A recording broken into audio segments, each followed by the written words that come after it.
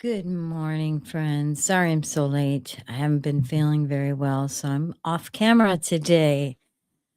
Welcome to day 144, May 24th. Today we're going to go through 1 Kings chapter 8, verses 84 through chapter 9, verse 14, and 2 Chronicles chapter 7, verses 1 through 22. Let's go ahead and get started with our first up, the dedication of the temple.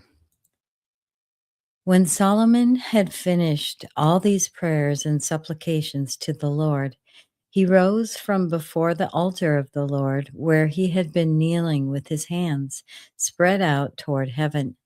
He stood and blessed the whole assembly of Israel in a loud voice, saying, "Praise be to the Lord, who has given rest to his people Israel, just as he had promised.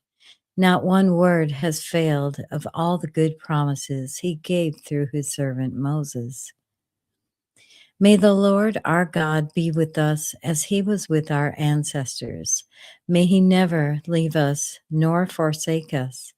May he turn our hearts to him, to walk in obedience to him and keep the commands, decrees, and laws he gave our ancestors.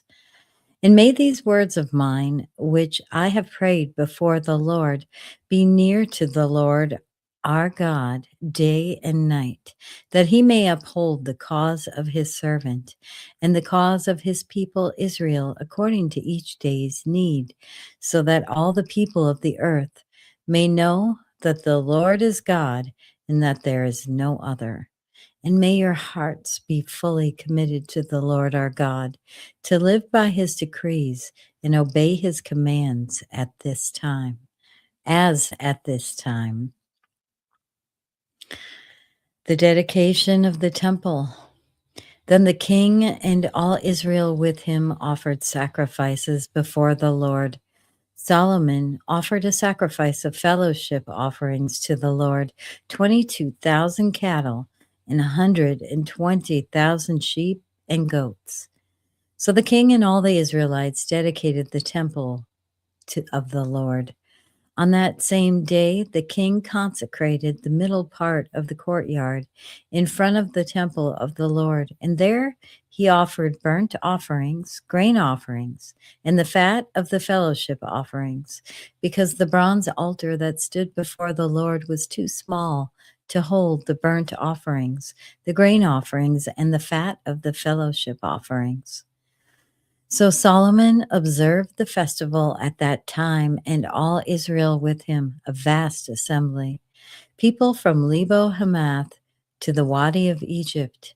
They celebrated it before the Lord our God for 7 days and 7 days more, 14 days in all. On the following day, he sent the people away.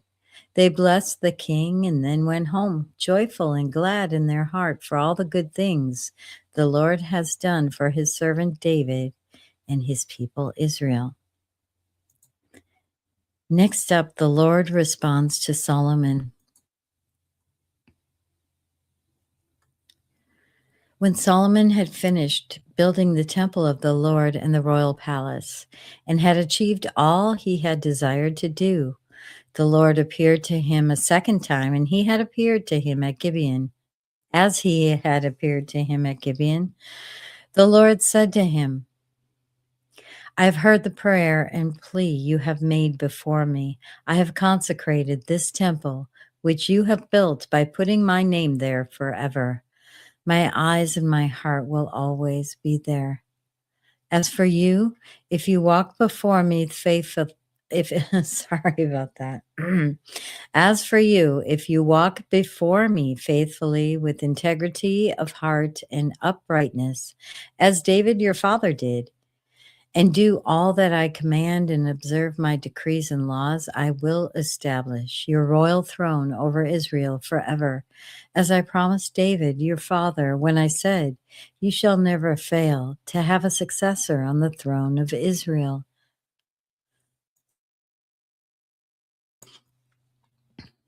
But if you or your descendants turn away from me and do not observe the commands and decrees I have given you, and go off to serve other gods and worship them, then I will cut off Israel from the land I have given them and will reject this temple I have consecrated for my name. Israel will then become a byword and an object of ridicule among all peoples. This temple will become a heap of rubble. All who pass by will be appalled and will scoff and say, "Why has the Lord done such a thing to this land and to this temple?" People will answer, "Because they have forsaken the Lord their God, who brought their ancestors out of Egypt, and have embraced other gods, worshiping and serving them. That is why the Lord brought all this disaster on them."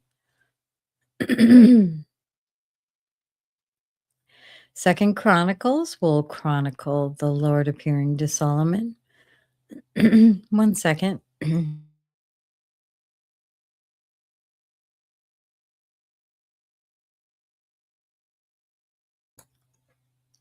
When Solomon had finished the temple of the Lord and the royal palace, and had succeeded in carrying out all he had in mind to do in the temple of the Lord and in his own palace, the Lord appeared to him at night and said, "I have heard your prayer and have chosen this place for myself as a temple for sacrifices.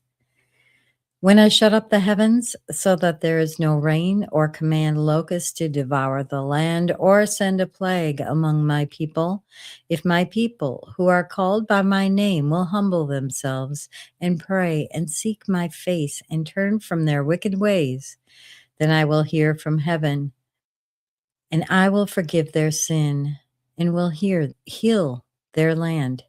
Now my eyes will be open and my ears attentive to the prayers offered in this place. I have chosen and consecrated this temple so that my name may be there forever. My eyes and my heart will always be there. As for you, if you walk before me faithfully, as David your father did, and do all I command and observe my decrees and laws, I will establish your royal throne as I covenanted with David your father when I said, "You shall never fail to have a successor to rule over Israel." But if you turn away and forsake the decrees and commands I have given you and go off to serve other gods and worship them, then I will uproot Israel from my land, which I have given them, and will reject this temple I have consecrated for my name. I will make it a byword and an object of ridicule among all peoples. This temple will become a heap of rubble. All who pass by will be appalled and say, "Why has the Lord done such a thing to this land and to this temple?" People will answer, "Because they have forsaken the Lord, the God of their ancestors, who brought them out of Egypt, and have embraced other gods, worshiping and serving them. That is why he brought all this disaster on them." All right. Next up, we are going to talk about Solomon's agreement with Hiram.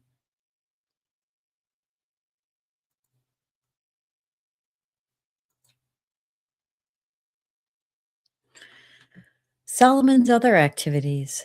At the end of 20 years, during which Solomon built these two buildings, the temple of the Lord and the royal palace, King Solomon gave 20 towns in Galilee to Hiram, king of Tyre, because Hiram had supplied him with all the cedar and juniper and gold he wanted.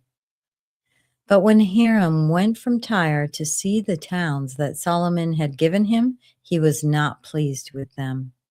"What kinds of towns are these you have given me, my brother?" he asked. And he called them the land of Kabul, a name they have to this day. Now Hiram had sent to the king 120 talents of gold. And that concludes today's reading of day 144. Thank you so much for joining. And we will see you tomorrow for day 145. Have a blessed day. Thank you. Bye bye.